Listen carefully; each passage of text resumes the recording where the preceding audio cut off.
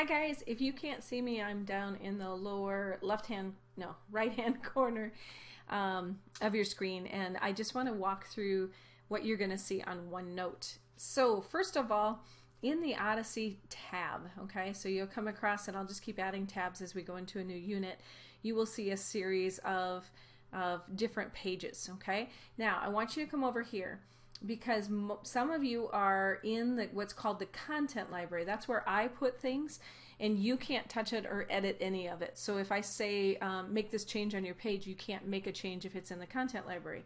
You have to make sure that it is in your folder. So here's Taylor's folder, and she has her handouts and her homework page, her portfolio, and the different units. You'll know that there's a new page because this will be bold, and it will tell you that I've updated it. Alright, so first of all, here's the schedule. It's the same one I passed out to you, just with a few small changes. I slowed it down a little bit, but we will take out your schedule every day, and we will make changes, making sure you know what's coming up.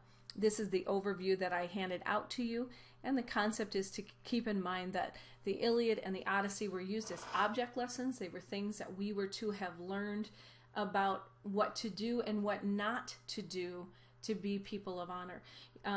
In classical philosophy, there were two questions that were traditionally asked. What is a good life, and how ought one live in order to achieve a good life? And so you want to be thinking about those questions. You know, are these characters' actions benefiting themselves, benefiting their family, benefiting the society? And oftentimes they're not, and I think that's the lesson that we're to take away. These are the epic terms that we need to know. Okay, each day, the class days are set up pretty much the same. So here, for instance, is Wednesday and Thursday of last week. This is the getting started section, what we do that applies what we did the day before to what we're going to do today in class. Okay, so for instance, we discussed the similarities of the flood myth, and then we rewrote in ink a strong body paragraph which applied the writing frame that we used the day before. Those should be turned in to me. If you were absent, you need to do that. So to turn in, that's what will come in. And then homework application, what is due, okay? All right, so pick up the schedule and the overview, read through, and ask for help in defining terms. These are the things that I wanted us to do in class. So as we get them done, we can just check them off, and then that's pretty slick and easy. If you're absent, then you need to do what it says up here. And pay attention to this, because some of these I'll say you don't need to do. Okay, over here, this is the what's coming up section. So there's a quotation of the day, and I think that this is really important. When we get to the 5 canons of rhetoric according to Aristotle, one of them is memory. It is our ability to pull from our memory things that we can use as pieces of evidence, and sometimes really strong quotations are good. So you should be trying to memorize a quotation at least one a week to be able to use as evidence, and if not, you can always go and pull that quotation up.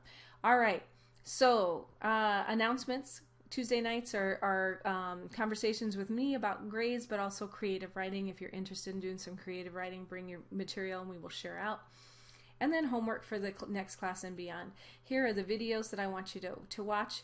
I just held the control key down, and then it pops it right up, and here it is, and it will give you the backstory. So these are the notes that I would typically do in class that you're going to get outside of class, and it also tells you what I want you to do with them. Try to make sure you have these done before you come to class. I also put these on Monday and Tuesday because we really don't need them for our discussion. And so as long as you have them done on Thursday and Friday, they'll be counted on time. This is kind of a cool link. I like both of these because what they are this one follows Odysseus through the real world, and then this one follows Odysseus on his journey. And so if we click on number 2, it's not chronologically the way it happens in class, or I'm sorry, the way it happens in the epic, because we really meet Odysseus on the island of Alcinous, and so the Phaeacian island is where we first meet him, and then he goes back and he tells us steps 1, 2, 3, 4, and 5 in flashback. Okay. The other thing that this one is this is his journey in the with where they think these places were in the real world, because what they're finding is that Homer really described places that existed, and that the Troy really did exist. They've uncovered parts of it. So that might be something that you want to research a little bit more on. Okay, so here is what we're going to do Monday and Tuesday. Wednesday, we're going to talk about Genius Hour, and so this is what I need you to have done if you're for Wednesday of this week. And then I will talk about the 3.5 and the level 4s later, but here is the study guide, okay? So this is what we're going to do, and you'll get this in class, but then also you need, if you can't find it, it's always here. So again, this is an overview of a classic education, including the 5 canons of rhetoric: invention, arrangement, style, delivery, and that all-important memory. Okay, the next page, these are the 3 questions that I want you to answer from books 1 through 4. You don't have to answer them 4 times. You're going to answer them 1 time out of books 1 through 4. What elements make this an epic? And then you're going to go back to your epic terms to make sure that you're applying those terms. Then, what universal theme or themes does Homer explore through this text? Remember, a universal theme is one that transcends time, it transcends gender, it transcends culture.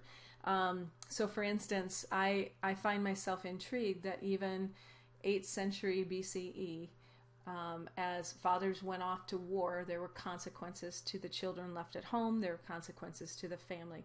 And that I might think about how I could write that as a universal theme. And then finally, whose voices are dimmed or silenced through this book, and how do they find ways to express themselves? There are tons of things that we could do in relationship to this text, and I'll leave a lot of that up to you to bring those forward, but these are the 3 questions that we're going to follow throughout this particular text. All right, on page 4 of this study guide, there is just a place for you to write questions from book 1, book 2, book 3, and book 4 that will generate our discussion in class. I want you to use Bloom's taxonomy to do those questions, and what that means simply is that I want you to be up in the upper half of Bloom's taxonomy. It's a way of thinking about our thinking, okay? Metacognition, basically. Now, knowledge questions and comprehension questions when you're dealing with a text like the Odyssey are not bad questions, right? So there may be places where you just need help understanding what happened, but those questions should be rare. I want you to be using those higher level thinking questions to put forward to the group, okay? And then we'll use those to discuss. Finally, the last page of this study guide is a simplified way to take notes. I don't want you spending hours and hours and hours taking notes. I want you to read the text. I want you to address those 3 major issues.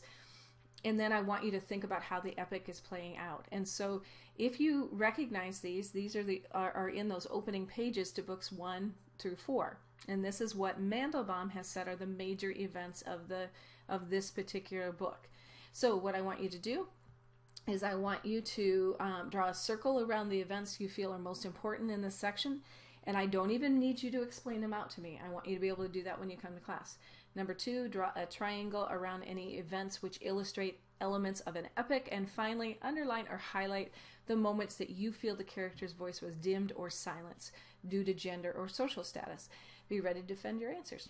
I will have another video to explain the level 3.5 and the creative writing opportunities, but we're going to get started with this text.